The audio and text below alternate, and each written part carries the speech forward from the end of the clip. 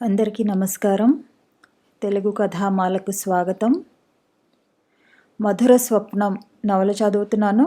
రాసిన వారు ఎద్దనపూడి సులోచనారాణి గారు. ఇంతలో వెనక నుంచి అడుగుల శబ్దం వినిపించింది. కృష్ణ తిరిగి చూసేలోపే అమ్మా సిరి అంటూ పంచె లాల్చి ధరించిన ఒక ఆయన ఆతృతగా మంచం దగ్గరకు వచ్చాడు. సిరి తల్లి, ఆయన కంఠం కంపిస్తోంది. ఆయనను చూడగానే ఆ యువతి కళ్ళల్లోకి తెచ్చిపెట్టుకున్న ధైర్యం, ఉత్సాహం వచ్చినాయి. డాడీ ఎలా వచ్చారు? ఫోన్లో రేపు వస్తానని అన్నారుగా అంది లేస్తూ. మొదట అలాగే అనుకున్నాను, కానీ మాధవరావు కారులో బయలుదేరుతున్నాడంటే వచ్చేసానమ్మా. ఎలా ఉన్నావు తల్లి?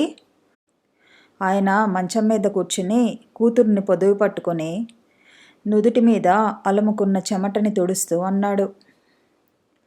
బాగానే ఉన్నాను డాడీ, కళ్ళు కొంచెం తిరిగాయి అంతే. ఈ గౌరీ వాళ్ళకి పని పాట లేదు, కాస్త ఉంటే గంపంత చేస్తారు. నాకేం కాలేదు డాడీ, మీరు అలా కంగారుగా చూడకండి. మీరు బట్టలు మార్చుకోండి, మీకు నేనే భోజనం వడ్డిస్తాను. తనకేమీ కానట్టు లేవబోయి శరీరం తోలగా కూర్చుండిపోయింది. ఆయన కూతుర్ని పట్టుకున్నాడు. నువ్వు రెస్ట్ తీసుకోమ్మా, నాకిప్పుడు ఆకలి లేదు బతిమిలాడుతున్నట్టుగా అన్నాడు. గౌరీ అలా దీపపు సెమ్మలా చూస్తూ నిలబడ్డావేం? డాడీ స్నానానికి నీళ్లు సిద్ధం చేయి కసిరినట్టుగా అంది. అలాగే అమ్మాయి గారు. గౌరీ పరిగెత్తింది. నువ్వు పడుకోమ్మా, ఆయన చిన్నపిల్లని బుజ్జగించినట్టు బతిమలాడారు. కృష్ణ ఆ తండ్రి కూతుళ్ళిద్దరినీ చూస్తున్నాడు. ఆ క్షణంలోనే ఆ ఇద్దరు ఒకరికి ఒకరు ఎంత ప్రాణమో అతను ఇట్టే గ్రహించాడు. కళ్యాణి పడుకుంది. కొద్దిసేపట్లో నిద్రలోకి జారిపోయింది. కళ్యాణికి రగ్గు కప్పి వెనక్కు తిరిగిన ఆయన అక్కడ నిలబడి ఉన్న కృష్ణని చూడగానే చకితుడైనట్టు ఆగాడు. మీరు? సందేహంగా అడిగాడు. అయ్యగారు, వీరు డాక్టర్ గారు. అమ్మాయి గారికి ఫిట్స్ వస్తేను భయమేసి గణపతి వెళ్ళి తీసుకువచ్చాడు అంది గౌరీ. అలాగా. మీ పేరు? Gopalakrishna. Glad to meet you. ఆయన కరచాలనం కోసం చేయి చాచారు. అప్పటికే కర్చీఫ్తో కుడి చేతి మీద ఒత్తి పట్టుకున్న కృష్ణ ఎడం చేయి చాచాడు. తన కుడి చేతిని ఒత్తిపట్టిన చేతి రుమాలు తడిసి ఎర్రగా అయింది. అదేమిటి, చేయికి ఏమైంది? రాజారాం గారు ఆశ్చర్యంగా చూస్తూ అడిగారు. ఏం లేదు అన్నాడు కృష్ణ. అయ్యయ్యో, ఎంత రక్తమో! అమ్మాయి గారు తల మంచానికేసి బాదుకుంటుంటే పట్టుకుని ఈ డాక్టర్ గారు గట్టిగా ఆపేశారని ఆయన చెయ్యి కొరికారు అంది గౌరీ. అరేరే, ఏది? రాజారాం గారు కృష్ణ చెయ్యి అందుకొని కర్చీఫ్ తొలగించి చూశారు. పళ్ళగాట్లు స్పష్టంగా కనిపిస్తున్నాయి. బాగా గాయమైంది అన్నారాయన నొచ్చుకుంటున్నట్లు చూస్తూ. ఏం పర్వాలేదులేండి అన్నాడతను. కట్టుకడితే నయం కదా. ఆయన కృష్ణని యువతల గదిలోకి తీసుకొచ్చారు. గౌరీ నీళ్లు తెచ్చింది. కృష్ణ చేతి మీద అయిన గాయం నీళ్లతో తుడిచేశాడు. రాజారాం గారు కృష్ణ చేతికి కట్టుకడుతూ చెప్పారు. మా అమ్మాయి కళ్యాణి పేరు మీరు వినే ఉంటారనుకుంటాను డాక్టర్ అన్నాడు. ఒక 6 నెలల నుంచి ఈ బాధ మొదలైంది. సడన్గా ఉద్రిక్తత పొందుతుంది. ఆ సమయంలో పిచ్చిదానిలా ప్రవర్తిస్తుంది. చేతికి ఏది అందితే అది విరగ్గొడుతుంది. తనని తాను హింసించుకుంటుంది.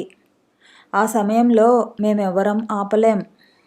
డాక్టర్లకి చూపించలేదా? డాక్టర్ మాట ఎత్తితే చాలు మండిపడుతుంది. వీళ్ళెవరూ నా బాధని తీర్చలేరు అంటుంది. వాళ్ళు నాకు పిచ్చి అంటారు డాడీ, నన్ను తీసుకెళ్ళి పిచ్చాసుపత్రిలో పడేస్తావా అంటూ ఏడ్చేస్తుంది. ఆ మాటే నేను భరించలేను. ఆయన కంఠం వణికింది. కృష్ణకి ఆయన బాధ అర్థమైంది. చిన్నప్పటి నుంచి ఎలా ఉండేది? విపరీతంగా ఏమైనా ప్రవర్తించేదా? ఆరాగా అడిగాడు. చిన్నప్పటి నుంచి బంగారు బొమ్మలా ఉండేది. వయసుకు మించిన చురుకుదనం, బాధ్యత, నింపాదితనం ఉండేవి. మాకు ఒక్కగానొక్క కూతురు. నా ఆస్తికి ఏకైక వారసురాలు.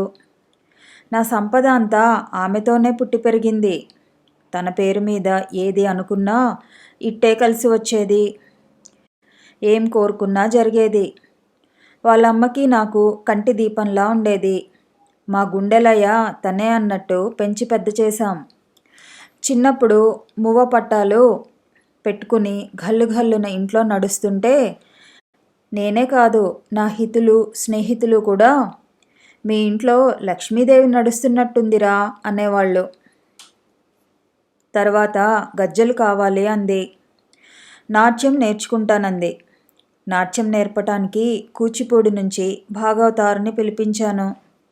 మా ఇంట్లోనే ఉంచి ఆయనకి అన్ని సదుపాయాలు చేశాను. ఆయనకి కళ్యాణి ప్రియ శిష్యురాలైంది.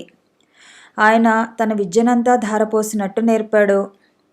అమ్మాయి 18 సంవత్సరాలకే ఫారెన్ టూర్ వెళ్ళింది. అంతవరకు కళ్యాణిని రాజారాం గారి అమ్మాయి అనేవారు. ఆ తర్వాత నన్ను కళ్యాణి తండ్రి అనసాగారు. నేను డబ్బుతో నా ఇంటికి ప్రతిష్ఠ తెచ్చుకుంటే తను కళతో మా కుటుంబానికి గౌరవం తెచ్చిపెట్టింది. కళ్యాణి భవిష్యత్తు గురించి నేను వాళ్ళమ్మ ఎన్నో కలలు కన్నాం. కానీ 2 సంవత్సరాల క్రితం వాళ్ళమ్మ అనుకోకుండా పోయింది. కళ్యాణి తల్లిపోయిన దుఃఖం దిగమింగి నాకు తనే ధైర్యం చెప్పింది. తల్లిపోయిన నాటి నుంచి ఇంటి బాధ్యత తనే చూసుకుంది. మాకు డబ్బు సంపాదన అవసరం లేదు. అందుకని కళ్యాణి నాట్య ప్రదర్శనలకి వచ్చే డబ్బు ఎన్నో సంస్థలకి విరాళాలుగా ఇచ్చేశాం. కళ్యాణికి మంచి వరుడి కోసం నేను గాలిస్తున్నాను. అప్పుడప్పుడు మేమిద్దరం రాబోయే వ్యక్తిని ఎలాంటి పరీక్షలకి గురి చేయాలా అని తమాషా చేస్తుండేవాళ్ళం. మాకు ఏ లోటు లేదు, ఏ బాధ లేదు. కళ్యాణికి కోపం అనేది తెలియదు. ఎప్పుడూ నవ్వుతూ నవ్విస్తూ ఉండేది. పని వాళ్ళని ఎంతో ప్రేమగా చూసేది. అలాంటిది కళ్యాణి హఠాత్తుగా మారిపోయింది అని ఆగారు. కళ్యాణిలో ఈ మార్పు ఎప్పటినుంచి వచ్చిందో మీరు చెప్పగలరా? 6 నెలల క్రితం తన డాన్స్ ట్రూప్తో త్రివేంద్రం వెళ్ళింది. అక్కడ అఖిల ఆసియా శాస్త్రవేత్తల సమావేశం జరుగుతోంది. ఫారెన్ డెలిగేట్స్ కూడా వస్తున్నారు. త్రివేంద్రంలో ప్రోగ్రాం ఇచ్చి అక్కడి నుంచి కర్ణాటక, తమిళనాడు టూరు వేసుకుంది. అంతా 20 రోజుల కార్యక్రమం. నేను ఢిల్లీలో మీటింగ్ ఉండటం వల్ల వెళ్ళలేకపోయాను. త్రివేంద్రం వెళ్ళిన మనిషి అక్కడ ఏమైందో తెలీదు. టూర్ ప్రోగ్రాం క్యాన్సిల్ చేసుకుని సడన్గా తిరిగి వచ్చేసింది. అప్పటి నుంచి మనిషి పరధ్యాసగా ఉంటుంది. ఆ కళ్ళల్లో చిలిపిదనం మాయమైంది. ఎప్పుడూ ఏదో ఆలోచిస్తూ శూన్యంలోకి దిగాలుగా చూస్తుంటుంది. మనిషిలో స్తబ్దత వచ్చేసింది. అప్పుడప్పుడు ఇలా ఫిట్లా వస్తుంది. డాక్టర్కి చూపిస్తానంటేనే మండిపడుతుంది. ఫ్యామిలీ డాక్టర్కి చెప్తే హిస్టీరియా లక్షణాలు అన్నాడు. ఆ మాట వినగానే నా నవనాడులు కుంగిపోయినాయి డాక్టర్. ఇంత అల్లారు ముద్దుగా పెంచిన నా సిరిని, నా ప్రాణాన్ని మెంటల్ హాస్పిటల్లో. అప్పటికే కుర్చీలో కూలపడిన ఆయన ముఖం చేతుల్లో దాచుకున్నారు. దుఃఖం ఆపుకుంటున్నట్లు ఆయన భుజాలు కదులుతున్నాయి. కృష్ణ ఆయననే చూస్తున్నాడు. ఆ క్షణంలో ఆయన పారిశ్రామికవేత్త, బహుముఖ ప్రజ్ఞాశాలి రాజారాం కాదు, ఒక మామూలు తండ్రి. అల్లారు ముద్దుగా పెంచుకున్న కూతురి ఆరోగ్యం గురించి ఆవేదన పడుతున్న అతి సాధారణ వ్యక్తి. కృష్ణకి ఆయనను చూస్తుంటే జాలి వేసింది. మిగతా వేళల్లో కళ్యాణి మామూలుగానే ఉంటుందా అని అడిగాడు. కానీ అదంతా తెచ్చిపెట్టుకున్న నటనేమో అనిపిస్తుంది. ఈ సమస్యని ఎలా పరిష్కరించాలో నాకు తెలియటం లేదు. ఆ అమ్మాయి మనసులో ఇంకేమైనా? ఆయన ఆ మాటలు వినగానే తలెత్తాడు. నా అనుమానం కూడా అదే. కళ్యాణి మనసులో ఏదో దాస్తోంది. ఏదో నాతో చెప్పడానికి భయపడుతోంది. అది ఎలా బయటికి రాబట్టాలో నాకు తెలియటం లేదు డాక్టర్. మా ఇద్దరి మధ్య ఏదో అడ్డుగోడ నిలిచింది. కళ్యాణి నిర్భయంగా, నిర్మొహమాటంగా తన మనసులో మాట నాకు చెప్పగలగాలి. అదెలా సాధ్యమవుతుందో తెలియటం లేదు. అప్పటి వరకు నాకు ఈ నరకం తప్పదేమో. తనలో తాను ఎందుకింత కుమిలిపోతోంది? నన్ను ఎందుకు నమ్మి నాకు చెప్పలేకపోతోంది?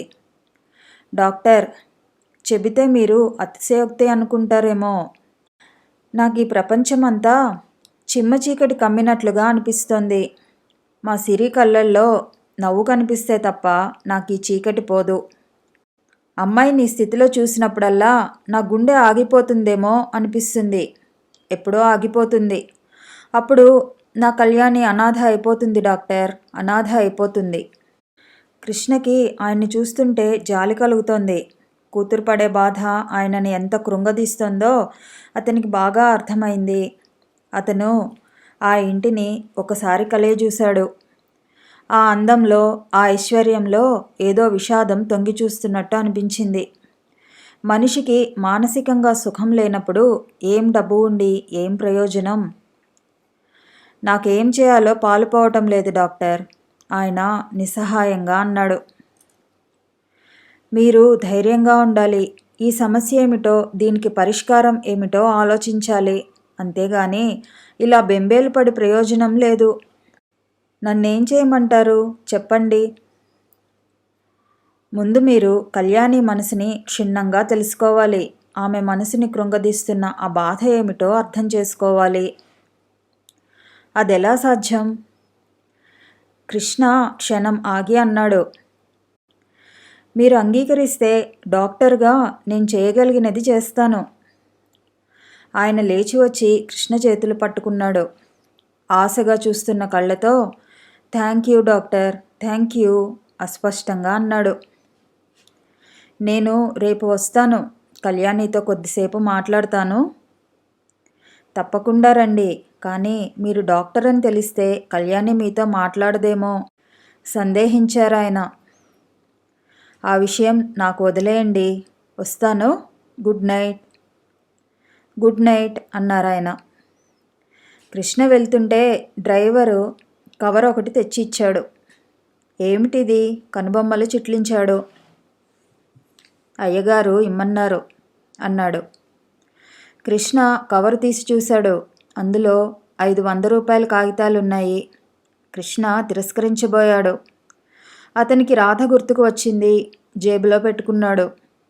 అతని జీవితంలో నూతన అధ్యాయానికి నాంది వచనం ప్రారంభమైంది. సాయంత్రం వేళ కృష్ణ హడావిడిగా లోపలికి వచ్చాడు. రాధ వైరబుట్ట అల్లుతూ పక్కనున్న పుస్తకంలోకి చూస్తూ సీరియల్ చదువుతోంది. రాధా, రాధా, హలో, హలో శ్రీమతి గారు, హలో అర్ధాంగి గారు. కూని రాగం తీశాడు. కళ్ళు మూసుకోండి దేవిగారు అంటూ తనే కళ్ళు మూసేశాడు. ఏమిటండి ఈ అన్యాయం? మిమ్మల్ని చూసి 2 గంటలైంది. ఇంటికి వచ్చిన తర్వాత కూడా కళ్ళు మూసుకోమంటారు? రాధ కృష్ణ అన్నట్టే అనబోయింది. ఇంతలో చేతులకి ఏదో తగిలింది. కళ్ళు తెరిచి చూసింది. ఎదురుగా ప్యాకెట్లో కొత్త చీర మెరిసిపోతోంది. ఏమిటండి ఇది? ఆశ్చర్యంగా అడిగింది. ఏమిటబ్బా ఇది? కృష్ణ చీరని అటూ ఇటూ తిరగేసి, ఓహో ఇదా, చీర అని షాపువాడు చెప్పాడు అన్నాడు. కొన్నారా? సీరియస్గా అడిగింది. లేదు, దొంగతనం చేసి తెచ్చాను వెక్కిరిస్తూ అన్నాడు. ఎంత ఖరీదు? రాధ చూసింది. అమ్మో, 450 రూపాయలే. Stop, stop. హార్ట్అటాక్ వచ్చిన మనిషిలా ముఖం పెట్టకు. ఏమిటండి 450 రూపాయల చీరేమిటండి? ఏం కొనే తాహత నాకు లేదా? కట్టుకునే అర్హత నీకు లేదా? అది కాదండి. ఏది కాదండి? నా ఇష్టం, నా సంపాదన, నాకెంతో ఇష్టమైన నా రాధకి నేనిచ్చుకున్నాను. మధ్యలో నువ్వెవరివి కాదనటానికి? అది కాదండి. అబ్బా రాధా, ఆడబుద్ధి పోనించుకున్నావు కాదు. నేను చీర తెస్తే నువ్వు చీర అందం చూడకుండా ఖరీదు చూసి సనుగుతున్నావు. నేనింకా నాకేం బహుమతి ఇస్తావో అని మురిసిపోతూ వచ్చాను. పోన్లే, నీకు ఇష్టం లేకపోతే కట్టుకోకు, మానేయి, సరేనా? అసలు నిన్ను అడగకుండా తీసుకురావటం నాదే బుద్ధిన్నర తక్కువ, సరేనా? అతను గదిలోకి వెళ్ళబోయాడు. Stop, stop. నేనేదో కష్టం సుఖం గురించి ఆలోచిస్తుంటే మీరేంటి బీపీ వచ్చిన పేషెంట్లా గై గై అరుస్తున్నారు? ఆలోచిస్తూ కూర్చుంటే అన్నీ కష్టాలే, అన్నీ ఖర్చులే, అసలు ఏదీ అనుభవించలేం, సుఖపడలేం. అందుకే ఆలోచించకుండా ఖర్చు పెట్టేశాను. మీరు ఆలోచించలేరని నాకు తెలుసండి. అందుకే అన్నీ నేనే ఆలోచించాలి. ఏమని? ఈ డబ్బుంటే ఇంకా పెద్ద అవసరం తీరేది కదా అని. ఏమిటో చెప్పరాదు? ఈ 400 ఇస్తే తాకట్టు పెట్టిన మంగళసూత్రం తాడు విడిపించుకునేదాన్ని కదా అని. రాధా. అతను ఆశ్చర్యంగా రాధ మెడవైపు చూశాడు. రాధ మెడలో బంగారు తాడు బదులు పసుపుది ఉంది. ఎప్పుడు పెట్టావు? ఇంటాయన అద్దె కోసం గొడవ చేస్తుంటే పెట్టి తెచ్చానండి. నాకు చెప్పనే లేదే. నా మెడ చూస్తే మీకు అర్థమవుతుంది అనుకున్నా. రాధా, నేను సరిగ్గా చూడనే లేదు, క్షమాపణగా అన్నాడు. పర్వాలేదండి, ఇదేమంతా పెద్ద విషయం అని. మీకు మీ ప్రొఫెషన్లో క్షణం తీరదని నాకు తెలియదా? ఇంటి విషయాలు చూసుకోవాల్సిన దాన్ని నేనేగా. కృష్ణ హఠాత్తుగా రాధ భుజాల చుట్టూ చేయి వేసి దగ్గరకు తీసుకున్నాడు. Radha, sorry, sorry, very very sorry. Radha చప్పున అతని నోటి మీద చేయి ఉంచి ఆపేసింది. ఏమిటండి ఆ మాటలు? రాధా, సంతోషంగా ఉన్నావా? ఎందుకు లేను? ఈ బాధలు, ఈ డబ్బు ఇబ్బందులు, అవి నన్నేం ఇబ్బంది పెడతాయండి? నా లోకం మీ చుట్టూ ఉంటుంది. పొద్దుపోకపోతే ఎక్కడైనా ఉద్యోగం చేయరాదా రాధా? ఊహు. నేను ఉద్యోగం చేస్తే ఇల్లు ఎవరు చూస్తారు? అసలు ఉద్యోగం ఎందుకుట? డబ్బు సంపాదన కోసం అవసరం లేదు. మనకి వచ్చేది చాలు. కాలక్షేపం కోసం అంటారా? నాకు ఇంట్లోనే కాలక్షేపం అవుతుంది. ఈ ఇల్లుని, మిమ్మల్ని చూసుకోవటమే నేను చేసే పెద్ద ఉద్యోగం, తెలిసిందా? అయితే అమ్మాయి గారికి నేను పెద్ద జీతం ఇవ్వాలన్నమాట అన్నాడు అతను. ఇవ్వండి. జీతం ఎంతో తెలుసా? అతను ఊరించాడు. ఎంతటా? ఆశగా చూసింది. ఓ మంచి పెద్ద ఇల్లు, వంట మనిషి, నౌకర్లు, కారు, డ్రైవరు, వీటికి సరిపడా జీతం ఇవ్వాలి. ఓస్, ఏం అవసరం లేదు. రాధ తృణీకారంగా చూసింది. ఏం, ఇవి తక్కువ? చాలా. అయితే ఏం కావాలంటావో కోరుకో. చెప్పమంటారా? చెప్పు. ఇస్తారా, తర్వాత కాదంటారా? అననులే, చెప్పు. ముత్యాల మూటగట్టే 3 పిల్లలు, అతని చెవిలో రహస్యంగా చెప్పింది. ఒక్క క్షణం కృష్ణ అప్రతిభుడైనట్టు చూశాడు. ఏమిటి అలా చూస్తారు? మైగ్రేన్ ఉన్న మనిషిలా నేను అడిగింది బాగాలేదా? ఎందుకు బాగాలేదు? చాలా బాగుంది అన్నాడతను. రాధకి ఈ పిల్లల ఆలోచన గురించి మానిపించడం ఎలాగా? అతనికి అంతుబట్టడం లేదు. కృష్ణ కళ్యాణి ఇంటికి వచ్చాడు. రాజారాం గారు కింద తోటలో ఎదురయ్యారు. కృష్ణ ఆయనను చూడగానే నమస్కరించాడు. కళ్యాణి ఎలా ఉంది అని అడిగాడు. బాగానే ఉంది. ఈరోజు ఉదయం ఏమైందో తెలుసా? నేను హాల్లో పేపర్ చూస్తున్నాను. ఇంతలో మెట్లు దిగి కళ్యాణి పరిగెత్తుకు వచ్చింది. డాడీ, డాక్టర్ గారు ఎప్పుడు వస్తారు అంది. ఏ డాక్టర్ గారమ్మా అన్నాను. ఆశ్చర్యం నటించకండి డాడీ, మొన్న రాలేదు ఆయనే. నేను ఆయన చేయి కొరికేశానట, గౌరీ చెప్పింది. నాకు అప్పటినుంచి ఆయనను చూసి క్షమాపణ చెప్పాలని ఉంది డాడీ అంది. దానికేమ్మా, పిలిపిద్దాం అన్నాను. ఇప్పుడే కబురు చేయండి డాడీ అంది. అప్పటికప్పుడు గణపతి చేత నీకు చీటీ రాసి పంపే వరకు ఊరుకోలేదు. అందులో ఒక్కసారి రావాల్సిందిగా కోరుతూ రాశాను. ఆయన పైన మేడ మీద కళ్యాణి గదివైపు చూస్తూ, చూడండి డాక్టర్ గారు, నేను మీరు తన విషయంలో మాట్లాడుకున్నామని పొరపాటుగా కూడా కళ్యాణికి తెలియనీకండి. నేను తను ఉన్నప్పుడు అసలు మీతో ఎక్కువగా మాట్లాడను. మీరేమీ అనుకోవద్దు, సరేనా అన్నాడు. సరేనండి అన్నాడు కృష్ణ. కళ్యాణి లోపల ఉంది, వెళ్ళండి అన్నారాయన. కృష్ణ లోపలికి వచ్చాడు. గౌరీ హాల్లో ఎదురైంది. కృష్ణను చూడగానే వినయంగా నమస్కరించింది. అమ్మాయి గారు పైన ఉన్నారు అంది. వెళ్ళి చెప్పనా అంటూ వెళ్ళబోయింది. కృష్ణ ఆపు చేశాడు. నేను వెళ్తానులే అన్నాడు. కృష్ణ మెట్లెక్కి పైకి వచ్చాడు. గది గుమ్మం బయటే నిలబడి మే ఐ కమిన్ అని అడిగాడు. ప్లీజ్ కమిన్ అని వినిపించింది. కృష్ణ లోపలికి అడుగు పెడుతుండగానే కళ్యాణి గబాల్న ఎదురు వచ్చింది.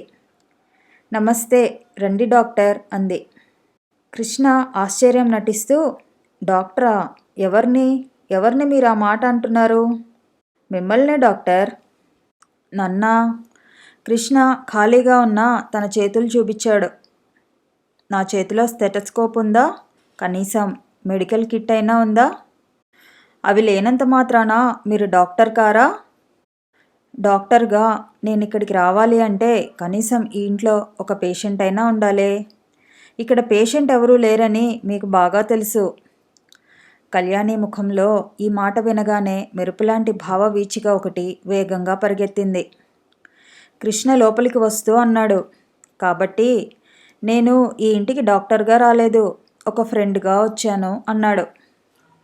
ఫ్రెండా? అవును. నాకు మీ డాన్స్ అంటే అపరిమితమైన ఇష్టం. నా అదృష్టం కొద్దీ ఇంటికి రావటానికి అవకాశం లభించింది. ఈ అవకాశం సద్వినియోగం చేసుకుని మీరంటే నాకెంత అభిమానమో చెప్పిపోదామని వచ్చాను. కూర్చోండి డాక్టర్.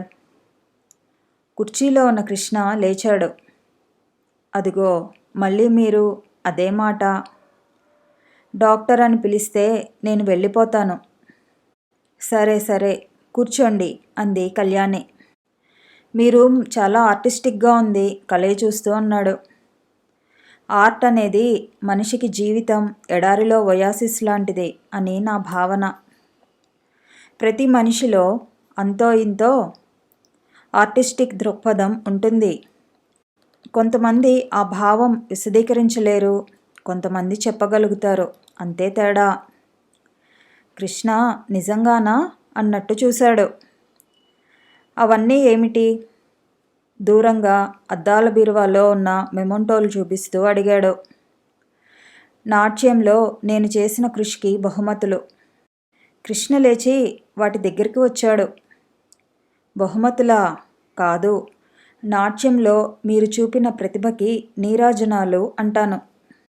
నో, నాది ప్రతిభ కాదు, కృషి అంతే.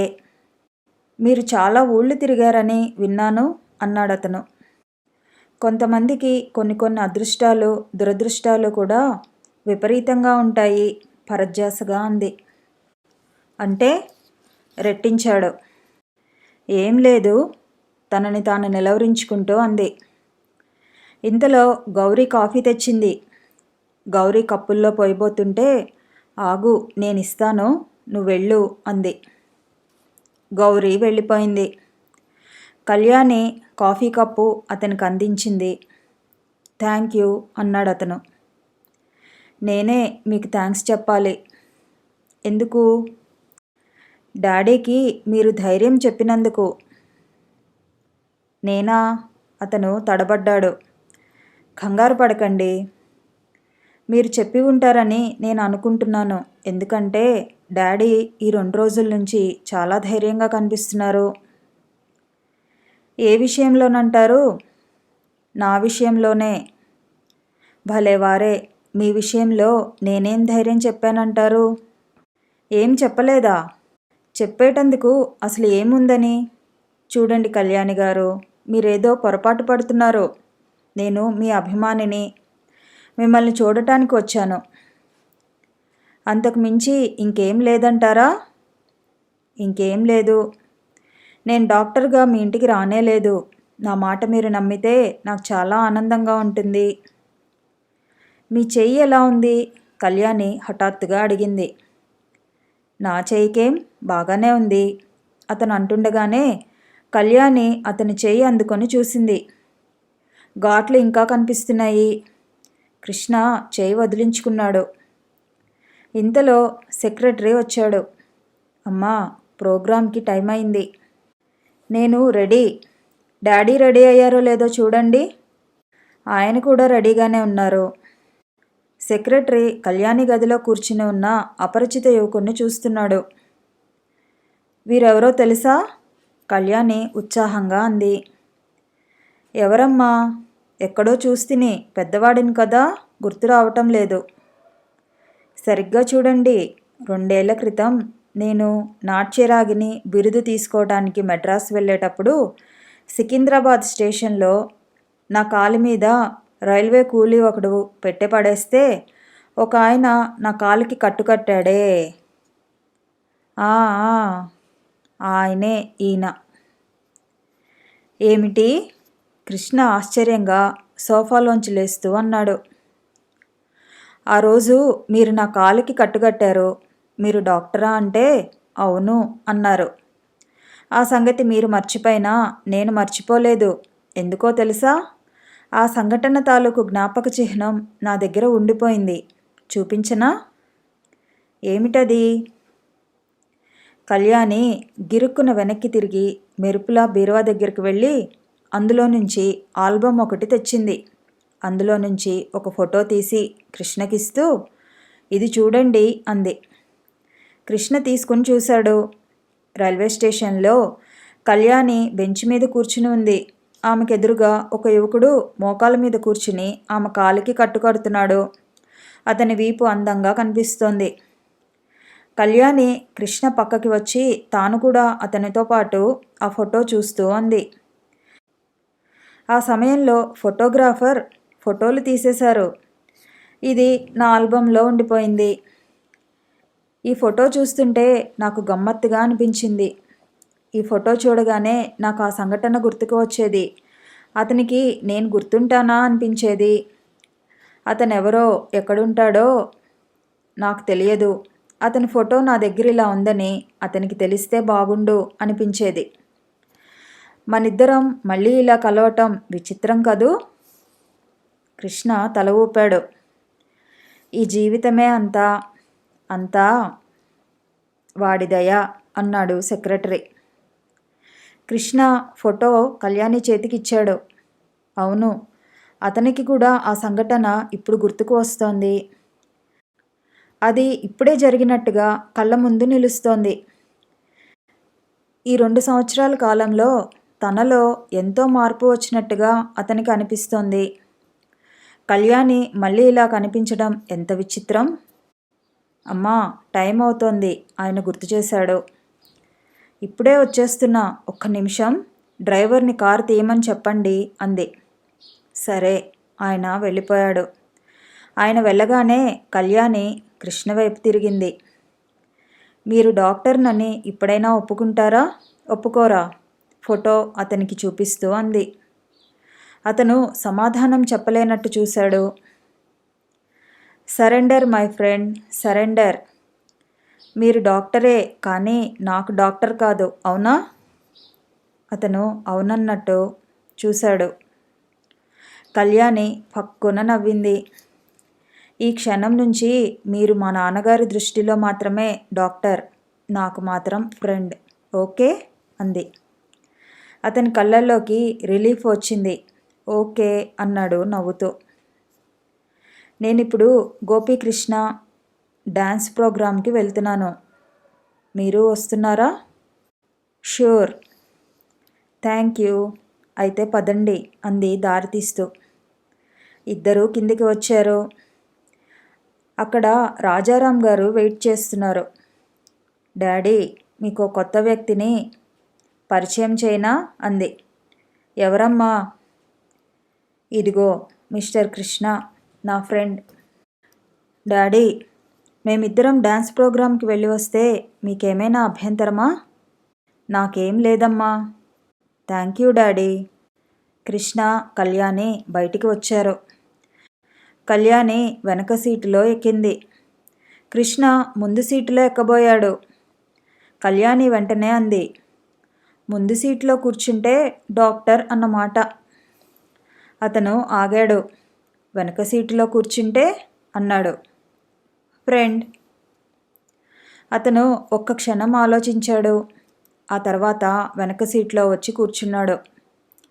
కారు వెళ్తుండగా అంది, చూడండి, నాకు కొన్ని అలవాట్లున్నాయి. ఎంతసేపు నేను చెప్పిందే ఎదుటివాళ్ళు వినాలి. ఎదుటివాళ్ళు చెప్పిన మాటలు వినటం నాకు అలవాటు లేదు. నాకు పరమ బోర్. అఫ్కోర్స్ నా తప్పేం లేదు. మా డాడీ నన్ను అలా పెంచాడు. మీకెప్పుడు నేను బోర్ కొట్టనులేండి, కృష్ణ నవ్వుతూ అన్నాడు. Thank you. కళ్యాణి నవ్వింది. ఇప్పుడు చూస్తుంటే ఆ అమ్మాయి ఎంతో మామూలుగా ఉంది. కథ కొనసాగుతుంది. మళ్ళీ కలుసుకుందాము.